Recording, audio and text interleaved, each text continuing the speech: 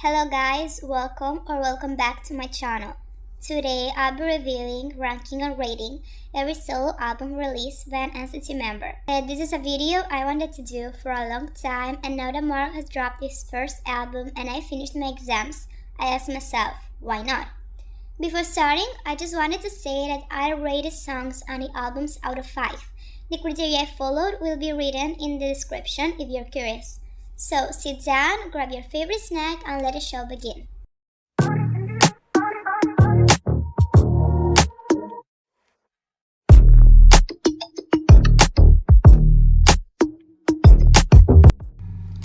So Ten first debuted as a soloist in 2017 with Dreamin' a Dream. That song was something I've never heard in K-pop before. It was just normal for me to expect that his future releases would have the same quality and personality as his debut. Well, I was wrong. Kind of. Don't get me wrong, I love Ten as a performer and he's a great idol, but that's quite it. Ten doesn't write, he doesn't produce, and has barely participated in the making of any choreography, which makes his music less personal, and the lyrics don't have the same quality as those you get from a self-made album.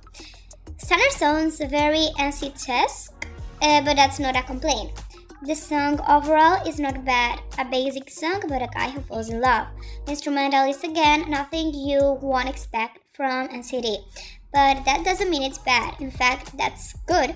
I love the build-up in the chorus and the alarm-like sounds that keep repeating through the instrumental. However, I find it not that memorable nor unique, and the Sana part is quite annoying, to be honest. And now for me, it was a bit more original than the rest of the songs, except for Bambula. However, the instrumental reminded me a bit too much of Tyler's Sticky, except for the outro where you can hear some G-Funk. I love G-Funk, so that's a bonus for me. Bambula screams Sejong and NCT all over it. It's very nail, as many would say. I love how the instrumental scratches right parts of my brain. The lyrics, on the other hand, are quite toxic and manipulative. Like, who approved that? Like, who? Sweet and Sin reminds me of Rodeo by Wavy, but it's a vibe, not gonna lie. Like, I love both songs, and my favorite one of the album. However, it's nothing life-changing, it's just good. The bridge and the dance break are the two highlights of the song. Waves is just another Thai-inspired song by a K-pop idol. It's good, something I'll enjoy listening to on the beach this summer, but it's nothing that hasn't been done before. This being said, it doesn't mean it's bad. Ten's voice in Butterfly makes me actually feel emotions.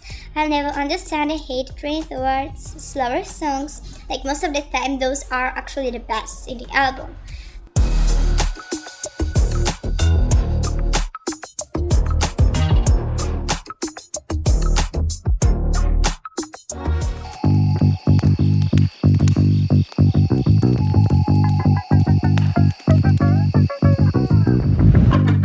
Everything I have to say about Ten has been already said in the previous part, so now I'll just move on to the tracks in the album. This EP starts strong, or maybe even too strong, with the second best song by Ten ever, after Dreamin' a Dream, Nightwalker. Nightwalker has it all. Good instrumental, the lyrics tell you a story, it's something you don't expect a K-pop idol to do, or at least that I don't expect.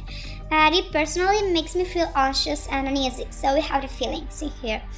It's an easy 5 out of 5 and raises the bar maybe too high for the rest of the songs. The rest of the tracks are the commercial type of stuff you'd expect a pop star or a K-pop idol to release. And Watcher is a nice R&B track with some hints of Latin pop all over it, which is something I really enjoyed. Yeah, it's a nice song for summer and very catchy. I personally really enjoy the guitar chords. Dangerous is another new disco song by K-pop idols, something we've seen a lot the last year and the previous one. However, that's not a problem for me, as I really enjoy this genre.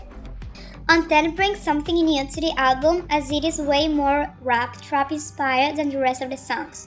Honestly, it would fit better in Sana than in Ten. Shadow is my personal favorite on the album. It might be just another R&B song, but it's well done and it kinda makes me feel something. Lie With You is a cute love song. It has those swingy, tense pop vibes to it, and it's really easy listening. Overall, this album feels a bit too commercial for someone like that, yet it's not bad, and some of the songs have been on repeat ever since they've been released last year. In the future, I would really like if he could participate more in the writing or in the production of his songs, so we could get some more personal, introspective material like tracks,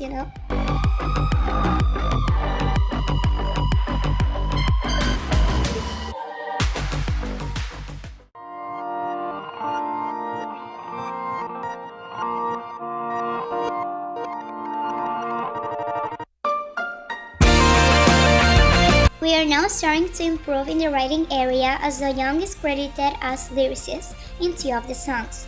It might not be a lot, but something is something. The album has something only 3 of the albums in here have, and that's a huge coherence. All the songs give off the same overall vibe and belong to similar genres, despite each one of them being unique in their own way, making the concept clear, something I thank him and all the team behind this for. The Young is an outstanding vocalist and has one of my favorite vocal tones in K-pop, so I was very excited for the vocal performances of this album, which didn't disappoint. Remember how everyone was afraid of him releasing an only ballad album? Glad it ended up being a pop, rock, indie inspired instead, because I love ballads, but more than 3, maybe 4 ballads in a full album, that's torture. Okay, so the album starts with the best song for me at the beginning. It's a really cute spring song, which at first glance might seem just another ballad, but it is sung in such an emotive way, and instrumentally so beautiful. It makes me emotive, it makes me feel something. The lyrics, where the Young is credited as main writer, have as main topics the spring, not giving up on your dreams, and his love for music, are also really well written. The lyrics, making this already almost perfect song even better. The Little Light is pretty similar to the previous track, except for the fact that it is more pop rock than beginning. The lyrics again are related to fulfilling one's dreams, this time making reference to a light that has to be lit and is different for everyone. Overall, I find this song pretty refreshing and a nice title track that makes the Young's vocals justice. From Little Wave is an indie rock track which really stands out in this album. The lyrics are love-themed, however, I can see a bit of introspection in the first verse and chorus. Again, something that I noticed is that none of the songs until now have copy-paste lyrics, not even in the chorus, something I found really original and unique. Now we go to the weakest of all the songs in the album, Time Machine. The voices of Mark, Taeyeon, and Doyoung complement each other really well, but it's still nothing more than another folk pop song in SM's long list. Serenade is one of my 2 favorites from the album. At first I thought it was quite boring, but a few weeks ago Spotify recommended it to me again, and I decided to check it out again. Now, it is the only pop song by a K-pop idol I actually enjoy listening to, and it is in my playlist. The next 2 songs, Rewind and Warmth, are what probably most of us expected the whole album to sound like. Rewind is quite boring and unmemorable to me, but not good enough to be unlistenable, and Doyoung's voice actually gives it more feeling, making it slightly more interesting. Warmth is pretty much the same, but even slower somehow. Like, how can you even make it slow? Well, no, I just skip it. Lost in California lifts the mood again, despite the lyrics being about trying not to lose your light, not giving up on a dream you haven't been able to fulfill despite how hard you have tried. The piano to the bridge is just chef kiss, like it's so good. And I wish it was a bit longer, to be honest. The rest is such a beautiful song, it gives off a positive message, and I suppose it should be a happy and positive vibe.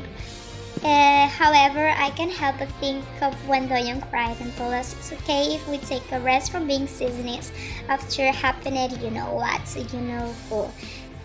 Yeah, whenever I listen to it, I always remember that. Yeah. Then the last song, The Last Love Field, doesn't really stand out, yet it used to be my favorite one. The ending, bridge and last chorus, is however pretty unique and memorable.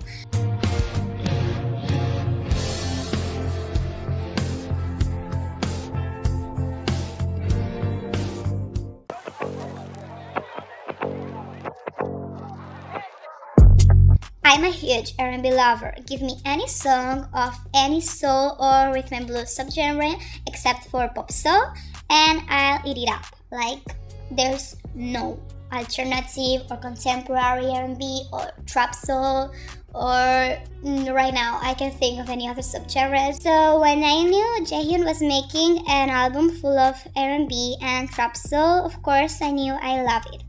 Add to it Jaehyun's smooth and unique vocals, and you have the recipe for an album I'd keep replaying over and over again. I know I said I would use the criteria for rating the songs, but I like the songs from this album so much I can't help but give them all 4 stars or more, even if they might not deserve it. Smoke is something I haven't heard before in K-pop, despite it being contemporary R&B, which is one of the most used genres in this industry. The lyrics aren't anything special at all, but the instrumental makes up for it. I especially like the jazz-inspired instrumental the song ends with. I must say that watching and understanding the MV is a must, as it adds so much to the overall listening experience. Process makes me feel like I've just seen my ex I almost got married to on a date with my closest friend. Funny thing, I'm ROA, so I've never dated anyone, and I'm supposed to not be able to know what it feels like, this kind of, stuff feels like. So yeah, how can people be accusing the main lyricist of this song, Jaehyun himself, of being a toxic ex? Like, that man was hard, make it make sense. Flaming Hot Lemon feels quite minimalistic and empty at first, but the more you listen to it, the more you fall in love with it, believe me. Red Lion is super catchy, uplifting, and gives overall spring vibes. I thought it was quite boring at first, but now I love it. Love it. Completely would probably be a filler in any other album, but it fits this one so well, you can't help but realize that it deserves to be in here. Out of all the songs, this is probably the highlight vocally and lyrically speaking. This is just something fun to listen to. I have nothing more to say than that. And Can't Get You is easily the best song released last year. Out of the huge amount of UK soul-inspired songs the K-pop industry has seen last year, Can't Get You is definitely one of the best out of them. Like, it did the best.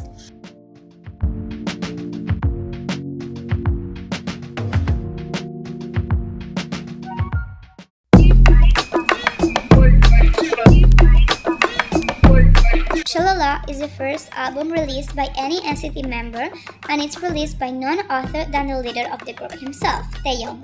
With his participation in the writing and composing some of my favorite tracks by NCT, my expectations were high. And despite not having listened to this album as a whole since 2023, it has 2 of my all-time favorite B-sides by a K-pop soloist. From Shalala onwards, the albums are pretty introspective and personal, something I really appreciate, to be honest, as this helps make them seem more humane, I have always felt like Taehyung grew so much as a person, and these albums proves that. I know parasocial relationships are awful, and I try to avoid them as much as possible, especially after the incident with you-know-who from August last year. Despite that, I can't help but be proud of Taehyung and how much he has accomplished, both as an artist and as a person. Though, the album starts with what I believe most of us expected to be the sound of pretty much all the extended play, Shalala, or the newest song ever. It would have been so wrong to let this man debut with a song that is an experimental hip-hop, like that's literally him. Also, it is so fun and catchy, I can't understand how it was so hated back when it was released. Like, come on guys, it's so fun, you just eat fun, admit it. The instrumental on the last chorus reminds me so much of the background music from Telecom Romania ad. It's actually crazy. Cu un preț mai bun decât înainte pentru beneficiile primite. Portează-te și tu și aici.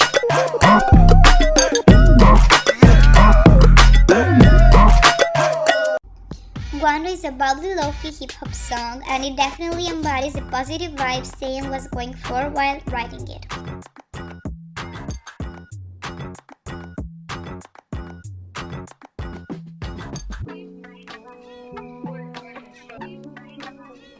He wanted people to feel happy while listening to it, and well, it does lift my mood whenever I'm blue, so that's a mission accomplished, I guess.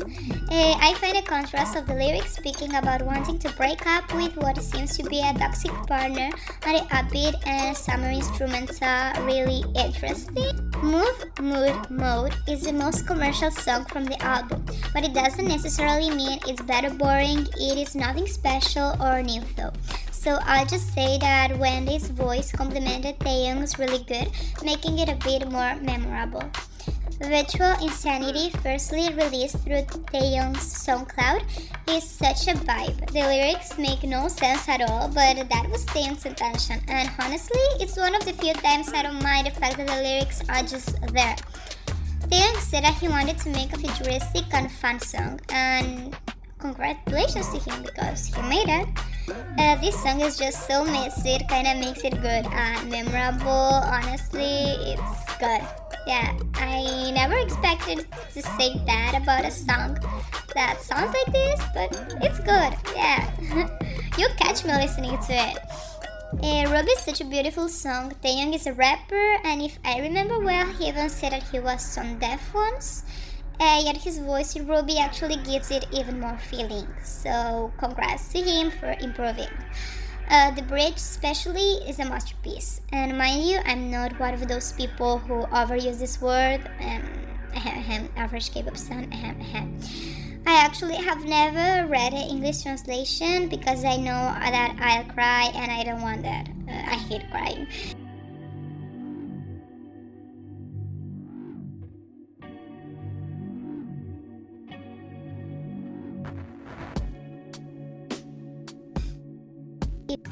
"404 File Not Found" is the first K-pop song I listened to with hints of neo-Sileria on it.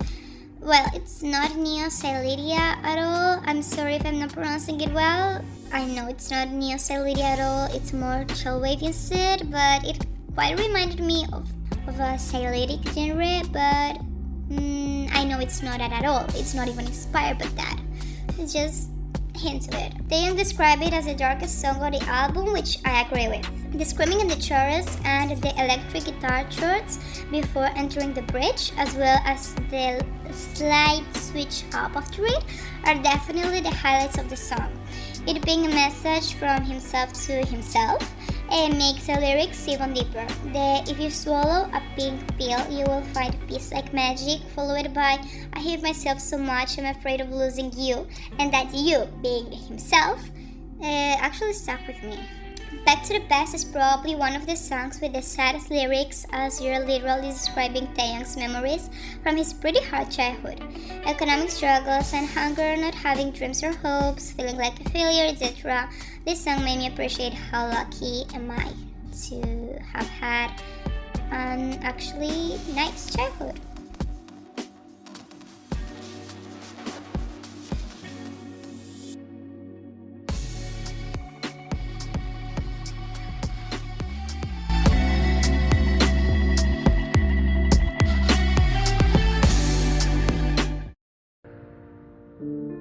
진짜 연습만 하루 종일 했었어요.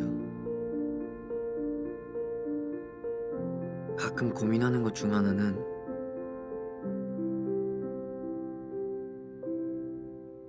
제 자신을 못 찾을 때가 있어요.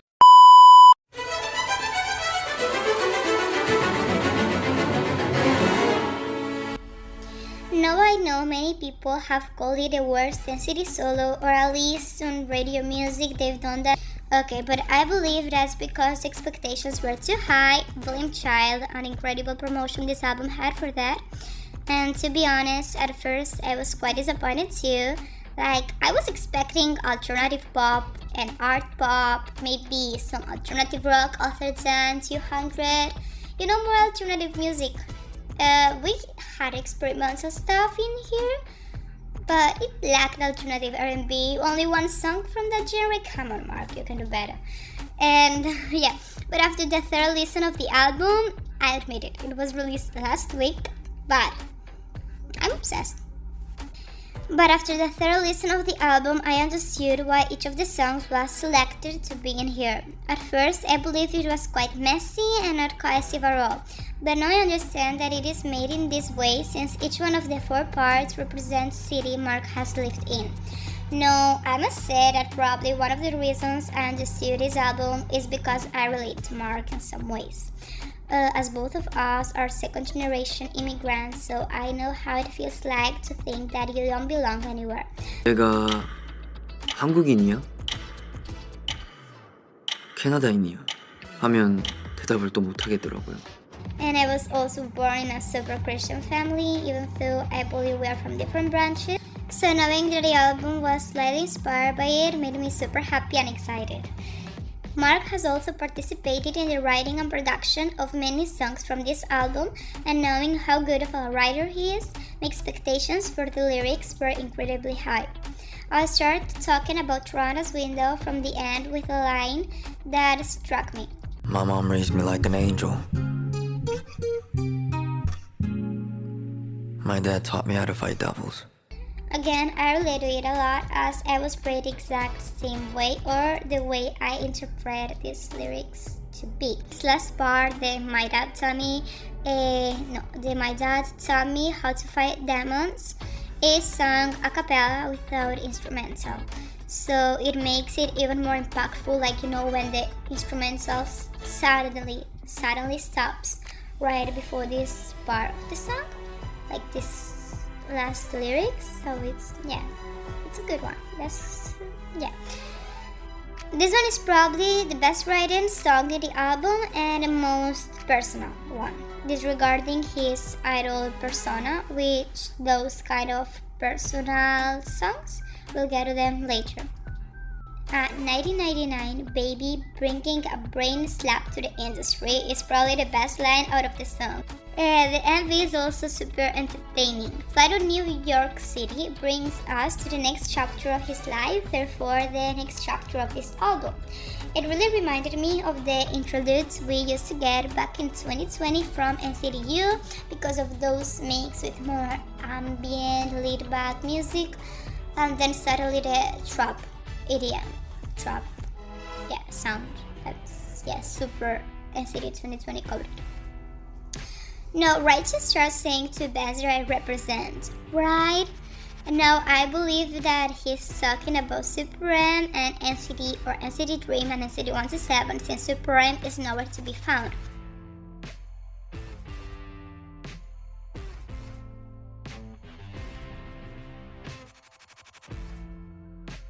In the chorus, but that's for the chorus, but in the first verse it also starts with the same line.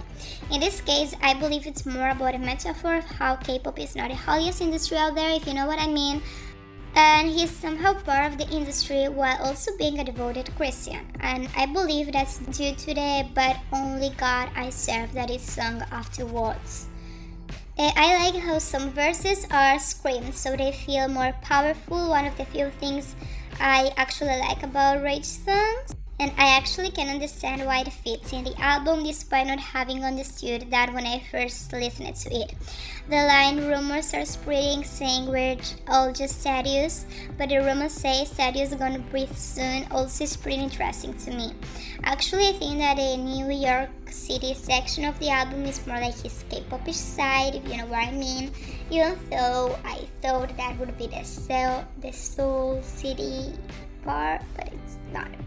Yeah. Fraxy is simply art, maybe excluding the outro, which doesn't fit at all, and it seems like they had run out of ideas and how to finish the song immediately.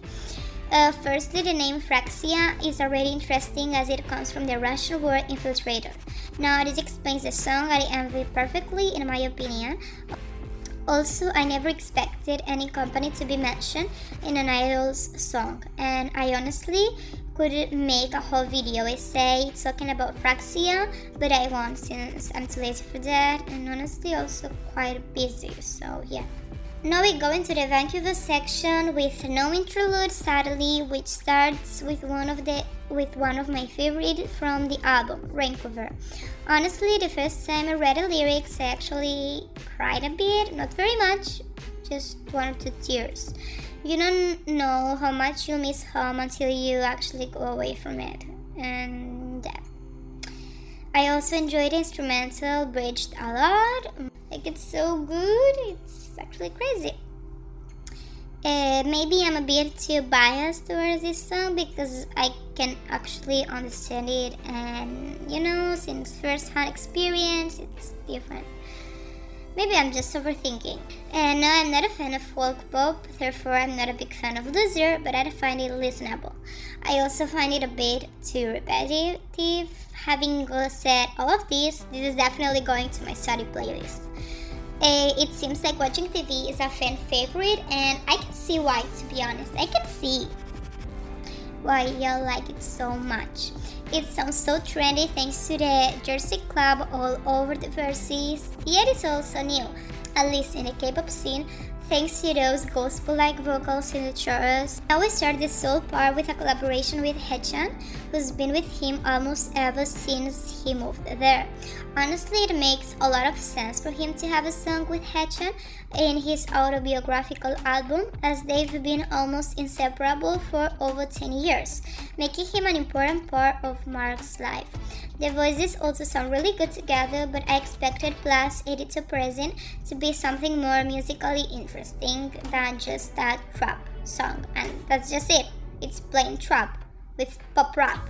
Like, we can do better than that. 200 is another great song that I kind of overplayed a bit last year. Anyhow, I still love it. Now we go to my personal favorite, Journey Mercies. Again, it sounds so unique.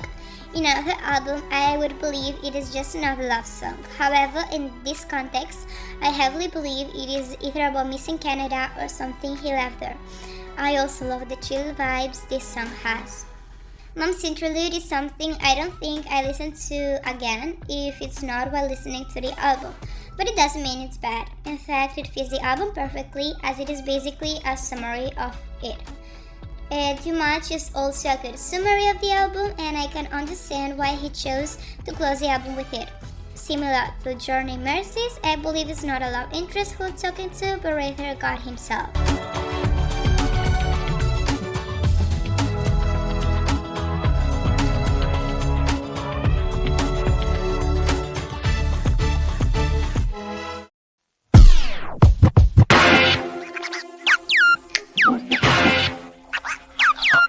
I've spent plenty of months believing Shalala was better than Tap and not understanding why people liked Tap better.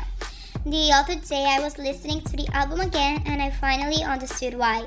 Shalala is more funny and chill, while Tap is a bit darker and deeper. Production-wise, it is also better and more alternative experimental than his previous release. Again, nothing super experimental. We have only 2 experimental hip-hop songs in here, Tap and Ape. And we've got alternative R&B in Montour. Tap is the only weak song in the album. Despite not quite fitting into the album, it's not a bad song at all. It would fit Shalala's vibes more, and I believe it would make more sense there than in here. After this first song, I thought we'll get a 2.0 of his previous work, but I was partially wrong. Montour is objectively one of his best, if not his best work. I mean, you can never go wrong with alternative R&B, can you? Also, the song really makes his vocal improvement noticeable. Runaway is this album's guando. Both of them talk about getting off from a toxic relationship and contrast the quite sad lyrics with upbeat, bubbly instrumental. This is another song that would go hard in a concert, festival, or road trip. Ape is a banger. Ape might be one of the best songs by a K-pop idol I have listened to in a while. And can we talk about the lyrics? I literally made one of my philosophy essays about it. That's how good they are. I don't corrupt, I'm not like a celebrity or a businessman, I don't sell my soul. This type of calling out of the industry quite reminded me of my band, but without the apocalyptic vibes. Ups and downs actually hurt. Not only is the instrumental of the song enough to make someone tear up, but the lyrics don't help either. Taeyong must have had a hard time in a relationship, or in his relationships in general, because man is hard. The album ends with a more romantic and cyclic version of 404 File Not Found, 404 Loading. I hope all his next works have a song titled 404 and X, like X as in something else, because those are always my favorite ones.